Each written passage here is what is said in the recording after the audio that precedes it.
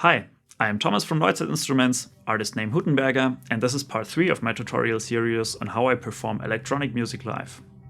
In this part of the series, I will show you how the Droid system helps me play build-ups and drops, how it creates a tight connection between the Eurorack and Ableton worlds, and how audio effect chains are the glue that hold my live set together. So let's go!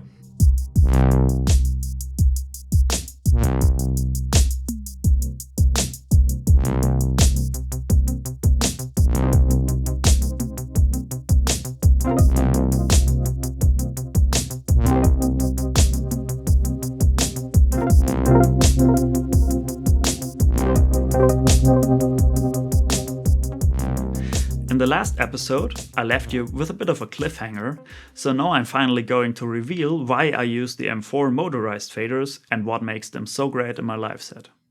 I should note that I also designed the hardware for the motorized faders, but the rest of the Droid controller system is the invention of Matthias Kettner, also known as der Mann mit der Maschine. The Droids and especially the motorized faders can be used for all sorts of cool stuff. I mainly use them as multi-parameter sliders that allow me to access the most important things in my setup with just one hand in one place. This is the key that allows me to play the setup a little bit like an orchestra. So the first 4 faders determine the filter envelope amounts and the cutoff frequencies of my 4 voices. It sounds something like this.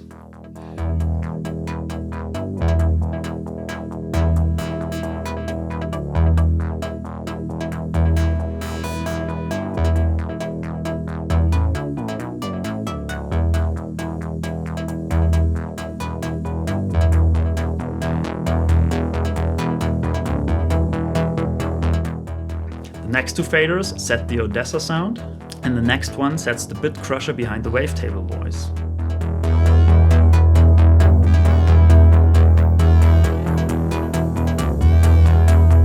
And the last one goes to a stereo high-pass filter up here, which affects the whole master mix right before it goes to the PA.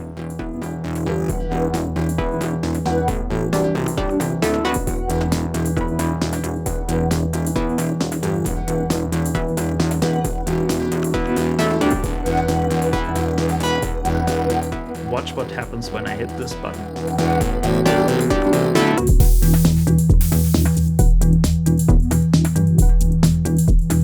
So this is some kind of preset functionality that allows me to create the drop, which is also in sync with the beat.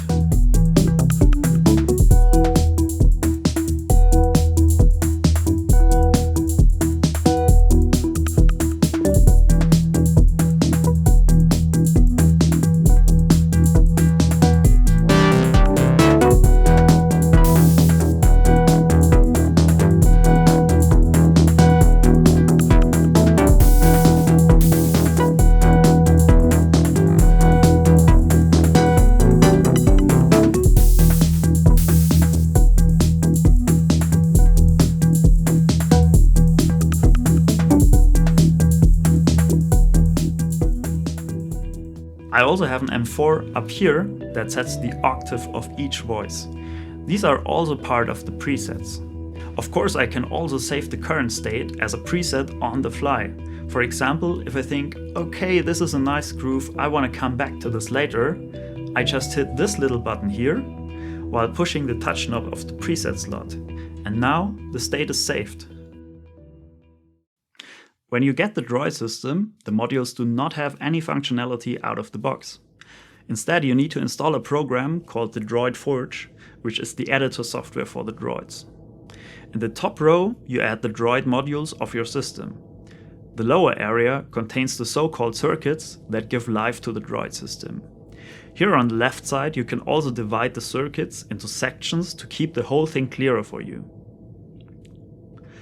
As a quick example, I'll show you how to implement an OR gate. For this, I create a new section on the left side and I call it Test.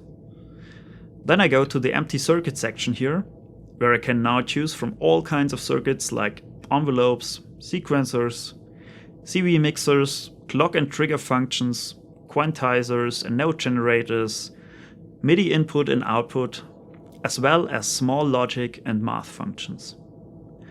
For the OR gate, I now use the so-called logic circuit. This block has by default 2 inputs and different logic functions as an output.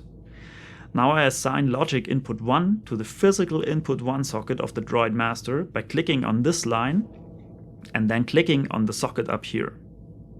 I also select the input 2 socket on the Droid master for the logic input number 2 and assign the OR output to this jack here.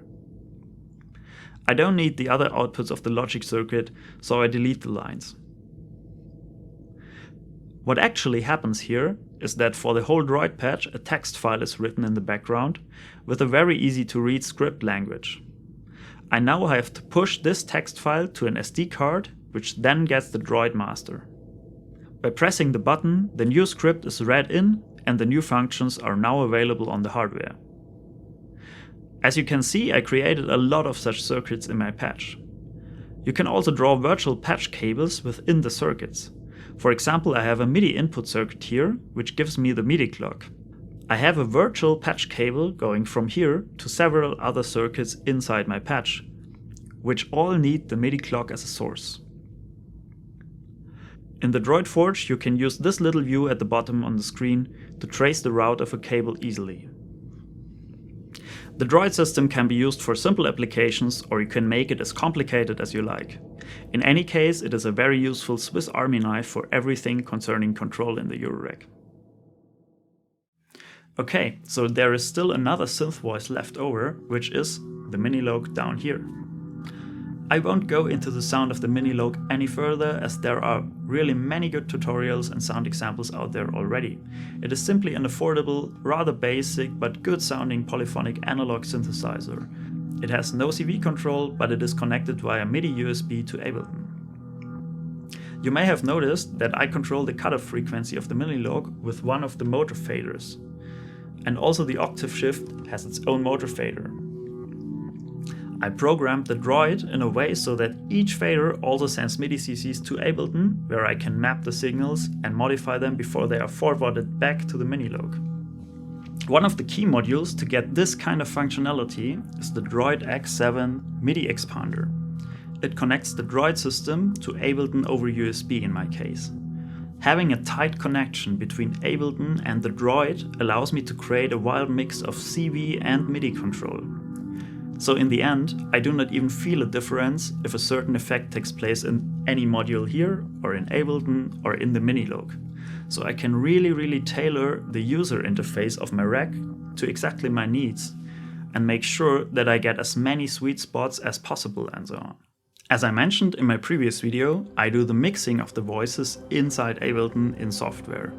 So having the mixer controls right at my hands is super important. Therefore, I MIDI mapped this Novation controller similar to a classic mixer with a little bit of extra. All the faders control volumes of the individual tracks, so basically each column corresponds to one voice of the rack. This one is the kick, coming from the analog rhythm. The second one is the rest of the drums, also from the rhythm.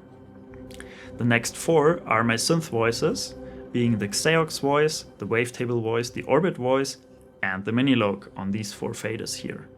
This channel here controls a pitch shifter, which is one of the 3 send effect chains. The last channel is the volume of a looper in Ableton that clones the sound from the pitch shifter and then can reverse loop it, and I have some filters on it, and with the combination of the pitch shifter and the looper I can create some really cool pads to be in the background just out of whatever I send in.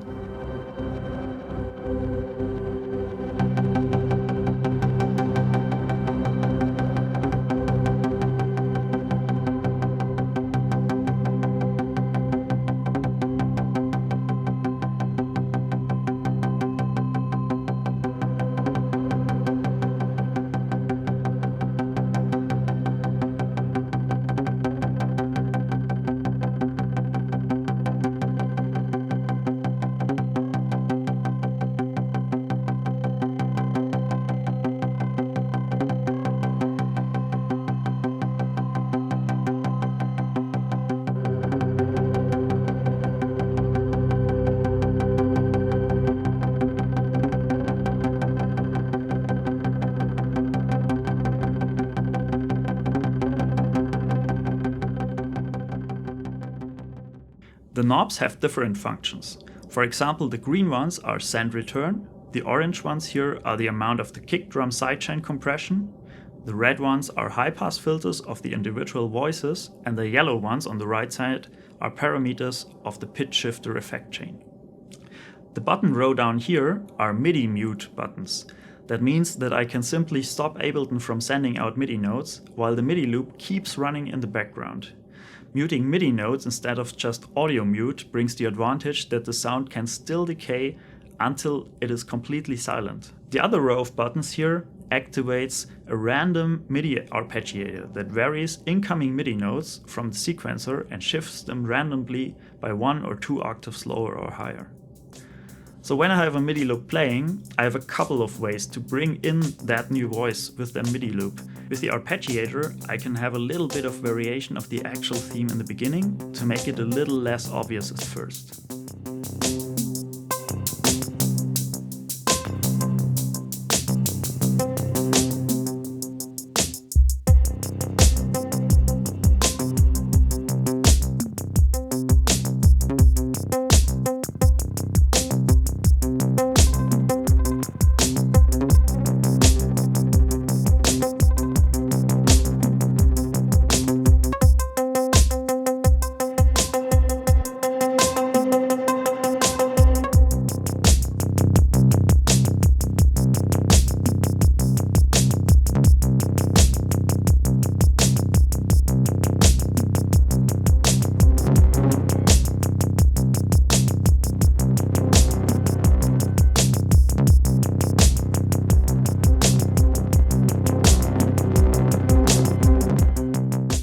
While each of the voices have their own insert effects chain with high-pass filter, EQ and a little bit of compression and limiter, I also use 3 send-return effect chains and combine external effects with Ableton's internal effects.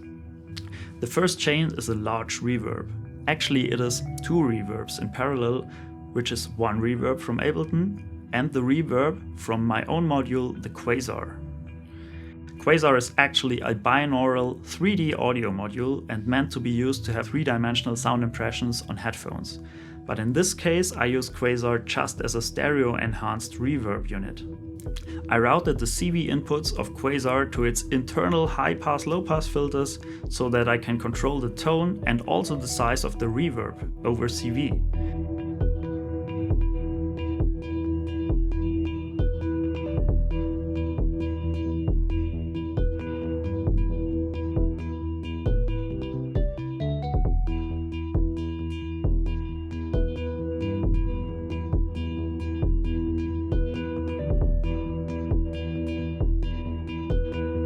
If you want to learn more about Quasar in detail, I suggest to check out my dedicated walkthrough video, but also the YouTuber Loopop made a quite extensive review of the module. The second send return chain is nothing more than this wonderful Xaoc delay called Sarajevo. It contains 3 bucket bridge delay cores, which means it stores the audio information in an analog circuit, which is kind of retro. Being a fully analog circuit, its little imperfections sound really great to my ears. It is clocked externally to quarter notes of the beat, so the delay time is musically meaningful and always in sync with the tempo. So just listen to these little pitch shifts when changing the delay time.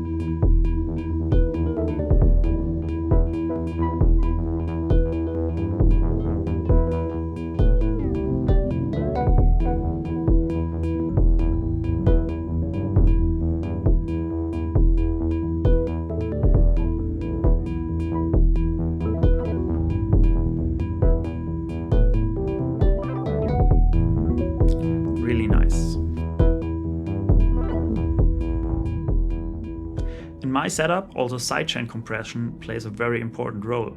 I have the kick drum from the analog rhythm coming in on a separate channel of my sound card, so it is easy to grab it and use it as a trigger for sidechain compression. Each of the melody voices have their own sidechain ducking as the last unit of their insert effects in Ableton. I actually prefer using Ableton's gate effect instead of the compressor, as the gate gives me better control over the decay and hold times, and also the amount of ducking is always the same, unlike with the compressor. That way the ducking is less dependent on the kick drum, which is cool as I change my kick drums from track to track. But also in music production I actually prefer this kind of sidechain technique over the classic compressor, and to be honest, I can't actually tell you why, I just guess it's a question of personal taste. I can set the amount of the ducking for all of the 4 voices with only one knob on my controller, so this controls 4 effects units in the Ableton set. I also have a sidechain on the Reverb return channel, but this one has its own knob on the Midi controller.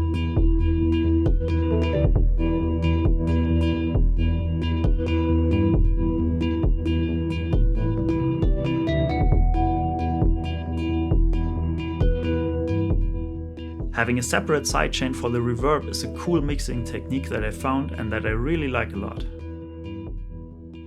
Okay, just a few final words on mastering.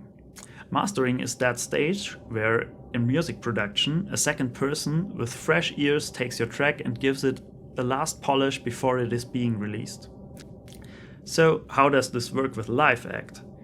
Well, you should also make sure that you have a decent output level, especially when DJs are playing before and after your set, because you're gonna compete against them in terms of loudness. So, check out my super fancy mastering chain that can accomplish this miraculous task. Are you ready?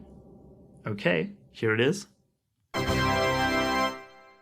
Well, this is my mastering engineer for the live act. It's just a limiter that I only have there just for safety reasons, so that I cannot accidentally get into saturation or blow up the sound system or do whatever. In the best case, this limiter doesn't have to limit anything at all. Everything else regarding sound polish is done in the individual audio tracks themselves. But also there it is rather simple. I just have a high-pass filter set to something around 80 to 100 Hz on each track to just keep the low frequencies out that might interfere with the kick drum. Obviously the kick drum does not have that high-pass filter. Then each channel has their own sidechain ducking instance so that the kick drum gets more space and pumps through the mix. The synth voices have a little bit of compression and very soft saturation in their insert effects, but also nothing too experimental here. Only the percussion has a little more compression on it, but that's basically it. As the sounds I play may vary a lot over the whole set, and as I will play in a room with a setup that I'm just not familiar with, it doesn't make too much sense to do any mastering in a live set. Instead, I rather try to adjust my voices in a way so that the mixdown is good. Always keep an eye on the master level meter and try to keep it in a healthy region of volume. Okay, so far for this part of the video series. This video was a lot about how I did it, but I didn't really explain why. So in the next video I would really like to give some insight about the decision-making process and the sometimes painful experiences that led to the state of my live set as it is today. Thanks for watching and see you then.